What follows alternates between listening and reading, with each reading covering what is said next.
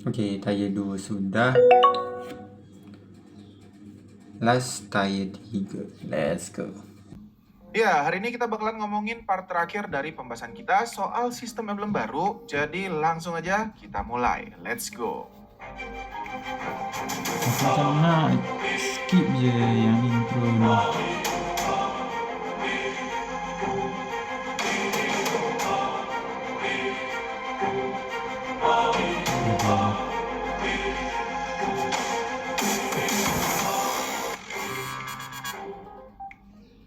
Ya, untuk bisa set emblem secara komplit, kita itu akan ngelewatin dua fase. Fase pertama itu milih si emblem dasar dengan masing-masing status yang dibawa, totalnya ada 7, dan ini udah gue bahas semua secara detail di part pembahasan awal emblem yang bisa kalian cek di video yang ini. Habis milih emblem dasar yang cocok buat hero yang kita pakai, selanjutnya kita bakalan milih talent-talent yang di sini tuh ada 3 tier guys. Tier 1, tier 2, dan tier 3. Tier 1 sama tier 2-nya udah gue bahas secara rinci di masing-masing video-video ini. Jadi yang belum nonton silahkan nonton dulu part-part sebelumnya biar kalian itu dapat pembahasan secara utuh. Karena hari ini kita bakalan bahas tier terakhir alias tier ketiga di susunan emblem baru kita. Di tier terakhir ini masih sama, kita punya 8 talent berbeda dengan fungsinya masing-masing. Tapi di tier ketiga ini talentnya agak dikit beda nih dari sebelumnya. Karena di tier ketiga ini tuh efeknya akan paling kerasa dibandingin talent-talent sebelumnya. Dan tetap milihnya harus benar karena ada beberapa talent di sini yang agak nggak efektif dipakai sama hero-hero tertentu. Dan biar lebih gampang dimengerti, talent-talent di tier ketiga ini tuh akan gue bagi jadi 3 kategori berbeda. Semuanya bagus, tapi peruntukannya akan beda-beda. Dan pembagian di sini tuh ada talent-talent untuk hero-hero tipe basic attack aja, terus talent khusus untuk hero skill, dan ada talent yang bisa dipakai untuk semua jenis serangan hero, entah itu skill ataupun basic attack, atau mungkin lebih gampang kita sebut universal. Nah, sebelum masuk ke pembahasan masing-masing talent, hal pertama yang harus kalian tahu itu, nggak semua hero itu tuh bisa dikategorikan secara gampang, ini tipe basic attack dan ini tipe skill. Karena ada beberapa hero yang skillnya dianggap skill, dan ada hero-hero yang skillnya itu dianggap basic attack.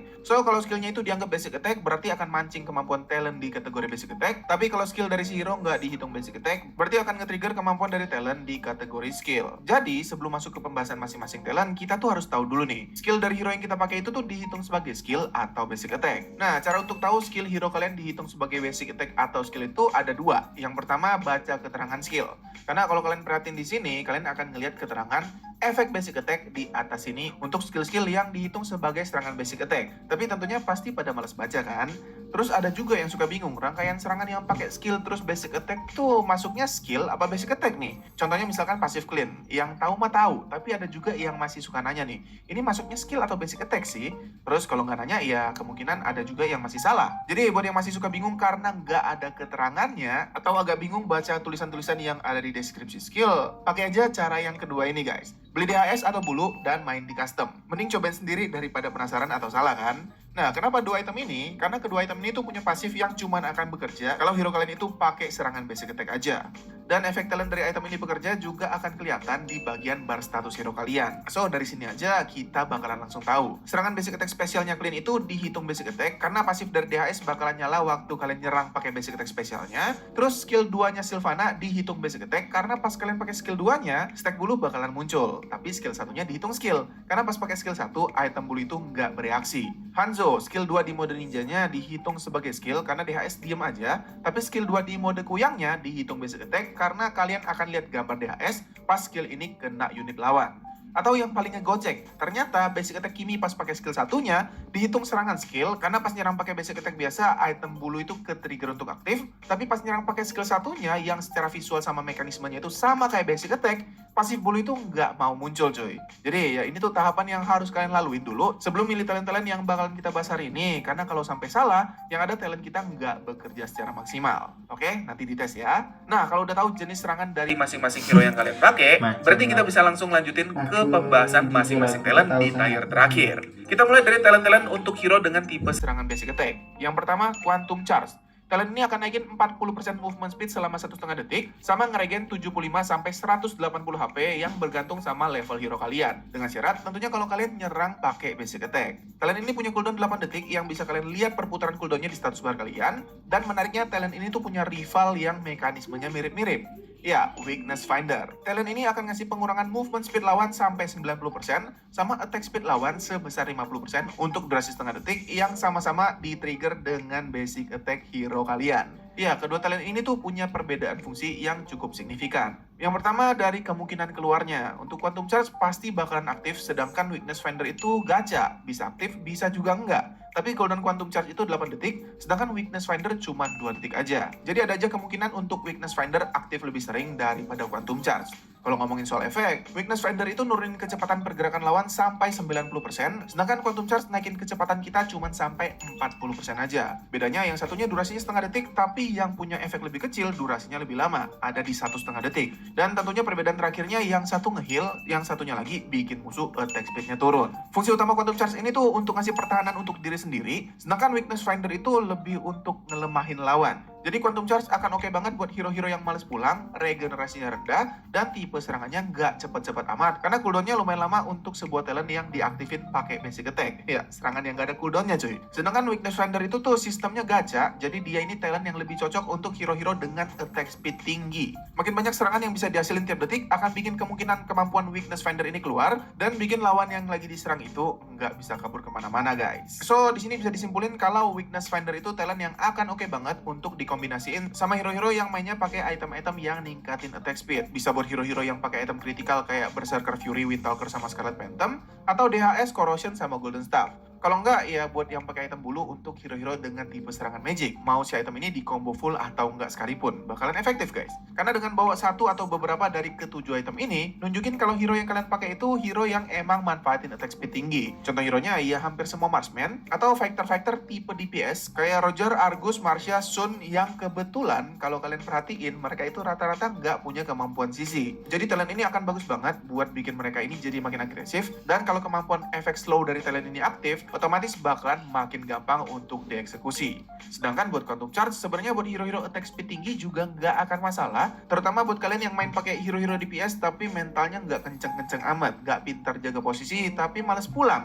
Ya, cuman sayang aja, karena efek dari talent ini bakalan agak jarang keluar karena cooldownnya lumayan lama, padahal hero kalian itu hero yang DPS tinggi. Jadi kalau ditanya secara efektif, menurut gue talent ini justru bakalan lebih oke dipakai buat hero-hero yang susunan itemnya lebih bawa 3 item ini guys. Endless Battle, Starlium, atau Thunderbelt. Entah itu 1, 2, atau nggak mungkin 3 sih, 1 atau 2 lah. Karena hero-hero dengan susunan item-item ini tuh pasti akan pakai basic attack, karena kalau nggak pakai basic attack, ya pasif itemnya nggak akan keluar. Plus, tipe serangannya itu juga pastinya lebih lambat, tapi damage yang dihasilin jauh lebih gede daripada hero-hero tipe attack speed tadi. Plus, hero-hero tipe lebih santai ini juga akan punya kemampuan escape sama ngejar juga, karena talent ini ngasih peningkatan movement speed yang lumayan. What else can a telecommunications network do? Can it rejuvenate traditions? Plus, hero-hero tipe lebih santai ini juga akan punya kemampuan escape sama ngejar juga, karena talent ini ngasih peningkatan movement speed yang lumayan. Next, talent terakhir untuk serangan basic attack, Concussive Blast. Kalau ini simple banget guys, pas nyerang pakai basic attack, kalian akan lihat aura di sekitar hero kalian, yang setelah beberapa saat itu akan meledak dan ngasih magic damage. Nah, ledakannya ini tuh akan ngasih damage sebesar 100, ditambah 7% dari total HP hero kalian. Habis meledak, talent ini bakalan muter buat 15 detik sampai siap untuk meledak lagi. Syarat buat pakai talent ini tuh cuma 2. Yang pertama pastinya HP-nya tebel, karena damage-nya bergantung banget sama seberapa tebel HP hero kalian. Dan yang kedua, hero kalian itu harus hero dengan tipe serangan jarak dekat, karena radius ledakan dari talent ini tuh nggak jauh-jauh banget guys. So, dengan kata lain, talent ini bakalan oke banget buat tanker-tanker yang udah pasti tebal, plus serangannya udah pasti jarak dekat. Atau fighter-fighter yang susunan itemnya itu pakai item-item defense, kayak Fredrin, Hilda, Gatot, Grok, dan hero-hero tebal jarak dekat lainnya. Ingat, talent ini cooldownnya lama, tapi damage-nya lumayan. Jadi talent ini termasuk talent yang oke banget buat ngepok lawan dari early sampai late game. Plus ledakan dari talent ini juga ngebantu banget buat kalian yang lagi farming atau lagi bersihin lane. Itu dia 3 talent yang aktif dengan serangan basic attack. Next kita lanjut ke talent-talent untuk hero-hero yang tipe serangannya skill. Tapi sebelum kita lanjutin, jangan lupa top up dulu diamond kalian di Chess Diamond Store ya. Karena pastinya di Chess Diamond Store itu murah, aman, dan terpercaya. Oke, ini dia talent-talent yang bekerja dengan skill. Yang pertama ada Impurage. Ini tuh talent yang udah ada di sistem yang belum lama. Dia akan ningkatin 50-280 adaptive damage, alias tergantung damage yang kalian hasilin. Terus besaran damage-nya itu tuh tergantung sama berapa level hero kalian. Plus talent ini juga akan ngasih kalian regenerasi 2% mana setiap talent ini bekerja. Terus kalau hero kalian nggak punya bar mana, sebagai gantinya dia bakalan ngeregenerasi 1% HP. Cooldownnya bentar, 5 detik. Cuman nggak kelihatan aja cooldown apa enggak. Bahkan efeknya juga nggak terlalu kelihatan sebenarnya. Jadi talent ini tuh bener-bener ngandelin feeling kalian aja. Nah, buat yang ngikutin dari lama, pasti kalian tahu kalau di sistem emblem sebelumnya, emblem dengan susunan yang pakai talent ini, gue kasih sebutan itu sebagai susunan emblem Pog.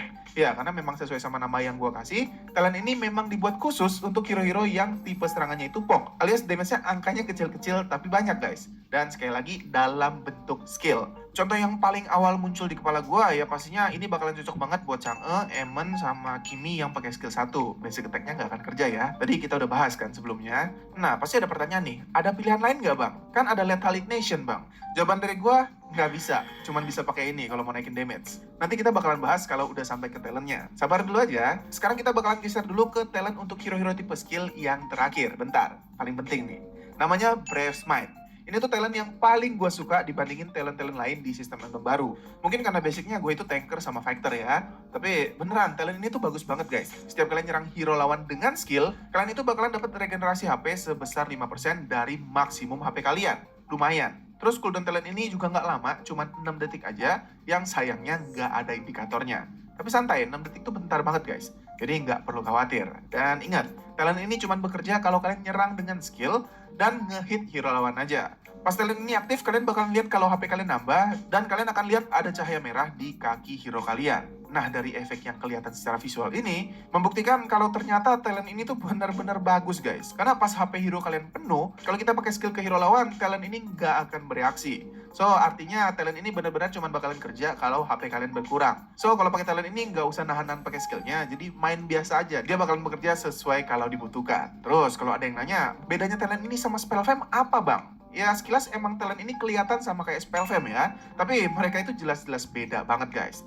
Kalau spell fam itu nilai plusnya bisa ngisi darah dengan kalian pakai skill hero kalian ke hero, minion, atau monster jungle sekalipun. Tapi regen yang dikasih itu tuh tergantung seberapa besar damage yang kalian hasilin ke target kalian. Sedangkan talent ini mau kalian ngasih damage itu kecil atau gede, dia akan tetap ngasih efek regenerasi yang tetap sama di 5% total HP. Tapi minusnya regennya ini cuma bakalan nyala kalau skill kalian itu ngehit hero lawan aja. Kalau nyerang ke minion atau ke monster jungle, talent ini nggak akan bereaksi. Talent ini pastinya cocok banget buat hero-hero yang tipe serangannya itu skill, dan buat simpelnya pastinya talent ini bisa banget dipakai buat hero-hero yang butuh sama Bloodlust X atau Concentrated Energy. Jadi kalau kalian bawa talent ini, kalian bisa geser kedua item spell fam ini ke urutan yang lebih belakang. Karena regenerasi dari talent ini benar-benar nggak boleh nggak diperhitungkan guys. Atau kalau kalian mau gantiin talent meledak buat para tanker yang sebelumnya itu sama talent ini, juga sebenarnya bagus banget karena akan ngasih kemampuan bertahan yang lebih tinggi. Cuman bedanya talent meledak ke trigger sama basic attack, sedangkan talent ini ke trigger sama skill. MM boleh nggak? Assassin boleh nggak? Hero Mage boleh nggak bang? Kalau menurut gua, MM kalau memang butuh regenerasi akan lebih oke pakai Quantum Charge tadi, karena MM pastinya bakalan lebih banyak main pakai basic attack. Sedangkan buat Assassin sama Mage menurut gua boleh banget kalau kalian rela ngorbanin tier ketiga kalian untuk pertahanan. Jujur buat hero-hero main poke damage, kalau disuruh milih sama Impurage tadi sih gua lebih prefer pakai ini ya. Damage Impurage agak gimana gitu menurut gua. Mana regen ya alternatifnya masih banyak lah, tapi balik lagi sama selera dan gameplay kalian masing-masing. Oke, kita lanjut ke talent-talent yang tersisa. Kita masih ada 3 talent yang masuk ke kategori umum alias talent yang bisa dipakai dengan skill atau basic attack. Ya, talent yang fleksibel. Jadi di sini kalian bisa bebas pakai hero apapun asalkan kalian tahu kondisi sama situasi yang ditawarkan dari masing-masing talent yang tersisa. Yang pertama, Killing Spree. Talent juara 1 alias paling dicintai seluruh masyarakat Land of Dawn kalau main hero-hero jungler atau damage dealer lainnya. Talent ini masih ngasih kemampuan yang sama, bakalan ngasih regenerasi HP sama ngasih movement speed, yang sekarang itu ada di 8% regenerasi HP sama 15% movement speed untuk 3 detik kalau kalian itu berhasil ngebunuh hero lawan. Kalau nanya sama gue talent ini bagus apa enggak, untuk di sistem emblem baru ini masih ada banyak talent yang lebih bagus daripada talent ini ya. Agak sedikit di luar dugaan kan, nggak bagus-bagus banget menurut gue. Nilai plus dari talent ini menurut gue justru bukan ada di kemampuan regen HP-nya, tapi di peningkatan movement speed-nya justru.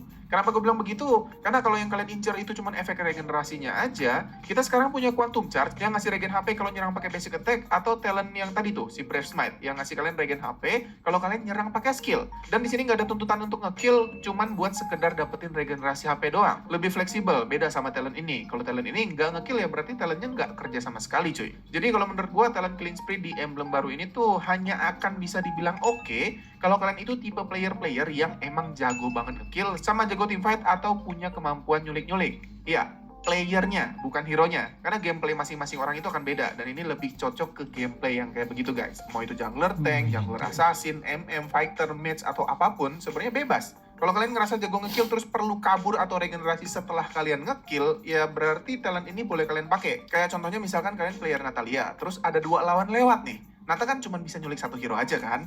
Nah, habis ngekill dapat movement speed tuh bisa dipakai buat kabur habis kalian ngeciduk salah satu dari 2 hero lawan. Makanya di sini gue bilang movement speednya tuh lebih berasa berguna daripada efek regenerasinya aja. Kalau kalian itu player experience yang kerjanya cuma 1 lawan 1 atau hero-hero yang mainnya di belakang dan dituntut jaga posisi mah, menurut gue ya nggak harus lah ya pakai talent ini. Yang paling oke buat pakai talent ini justru malah hero-hero yang memang kalau habis ngekill dari sananya tuh punya kemampuan buat ngekill lagi. Misalkan kayak Martis atau Karina yang memang rangkaian serangannya bisa nggak putus-putus, asalkan kalian bisa manfaatin kemampuannya secara maksimal. Jadi efek regenerasi sama movement speed tambahan dari talent ini bakalan bener-bener efektif dan kepake banget. Tapi kalau kondisinya biasa aja menurut gue ya nggak oke-oke banget sih. Karena ya sekali lagi ingat, kalau nggak ngekill talent ini nggak kerja sama sekali. Cuman kalau kalian tetap ngerasa talent ini cocok sama gameplay kalian, ya monggo aja. Gue sih nggak terlalu ngefans sama talent yang satu ini ya. Lanjut, talent kedua yang fleksibel, Lethal Ignition. Ya, memang kalau dilihat dari keterangannya, ini talent tuh menjanjikan banget. Ngasih efek bakar yang gede banget, 162 sampai 750 adaptive damage sesuai sama level kita. Tapi syaratnya ini yang kayaknya agak sedikit berat guys. Perhatiin, kalian hanya akan dapat efek bakar kalau kalian itu ngasih damage yang lebih besar dari 7% maksimum HP lawan sebanyak 3 kali berturut-turut. Ya, ke hero doang ya. Minion nggak bisa dibakar sama talent ini. Terus efek cooldownnya itu ada di 15 detik. Nah, maksudnya apa? Ya, maksudnya serangan kalian dari 1 hit aja, damage-nya harus lumayan gede. Itulah kenapa gue bilang Chang'e nggak bakalan bisa pakai talent ini. Kenapa? Karena damage Chang'e itu memang bisa buang banyak banget HP lawan. Kayak contohnya di sini dari ulti gua, Layla itu darahnya bahkan hampir habis, tapi efek bakarnya nggak keluar sama sekali. Karena syarat talent ini adalah ngasih damage gede sebanyak 3 kali dalam rentang waktu 5 detik. Sedangkan damage Chang'e itu banyak, bukan gede. Itulah kenapa Chang'e, Eamon, atau Kiming nggak bakalan bisa nge-trigger api dari talent yang satu ini guys. Tapi skill satunya Chang'e kan damage-nya gede bang. Iya, betul. Tapi ingat, di sini syaratnya harus 3 kali. Kalau cuma 1 kali damage gede dari skill 1 aja, terus selebihnya ngandelin basic attack doang, nggak akan jadi 3 kali damage gede toh. Otomatis ya 5 detiknya udah lewat, dan ya ngulang lagi hitungannya. Jadi buat yang mau pakai talent ini, silahkan cek dulu damage dari serangan hero kalian itu bisa ngurangin seberapa besar HP lawan dari 1 serangan tunggal. Terus selama rentang 5 detik dari serangan pertama, kalian itu bisa nggak nih ngasih 2 serangan lagi yang damage-nya juga nggak kalah besar. Kalau bisa berarti boleh pakai talent ini, kalau nggak ya berarti jangan. Atau simpelnya talent ini tuh cuma cocok buat hero-hero dengan tipe serangan burst aja. Mass burst damage, assassin, MM burst damage, atau fighter bisa lah pakai talent ini. Tapi kalau buat hero-hero pok kayak tadi bener-bener nggak bisa guys. Dan talent yang terakhir, Focusing Mark. Talent ini tuh menurut gue talent dengan efek visual paling kelihatan dibandingin sama talent-talent yang lain. Nyala banget. Waktu kalian ngasih damage yang lagi-lagi hanya bekerja ke hero lawan aja, kalian itu bakalan ninggalin mark yang mencolok banget kayak begini. Nah, lawan dengan mark ini akan terima 6% damage lebih tinggi kalau dia nerima damage dari temen satu tim kalian. Ya, bukan si pemberi mark ya. Efek marknya ini tuh durasinya 3 detik.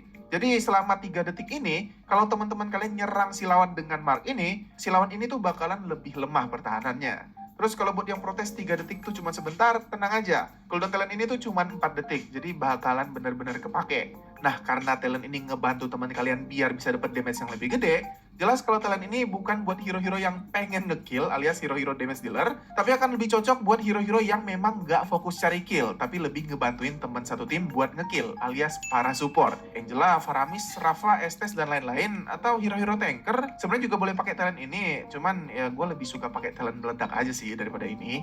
Terus yang harus kalian tahu, talent ini tuh cuman akan ngasih mark ke 1 unit hero aja, jadi kalau damage kalian itu damage area sekalipun, dan berhasil ngehit lebih dari 1 target, mark yang ditinggalin bakalan tetap cuma 1. Dan marknya ke siapa agak random, nggak bisa gue baca banget guys patternnya. So ya tinggal dimanfaatin sebaik-baiknya aja guys. Udah deh abis, simple kan? Udah selesai dong settingan kalian pastinya. Yang belum dasar udah. Tier 1 udah, tier 2 juga udah, dan sekarang tier yang terakhir juga udah gue bahas. Nah, karena pembahasan gue udah selesai, berarti sekarang waktunya gue harus pamit. Thanks for watching, salam solo public, and see you again in my next videos. Bye-bye! So, emblem version lama dah, version baru pun dah. Okay. Sekejap.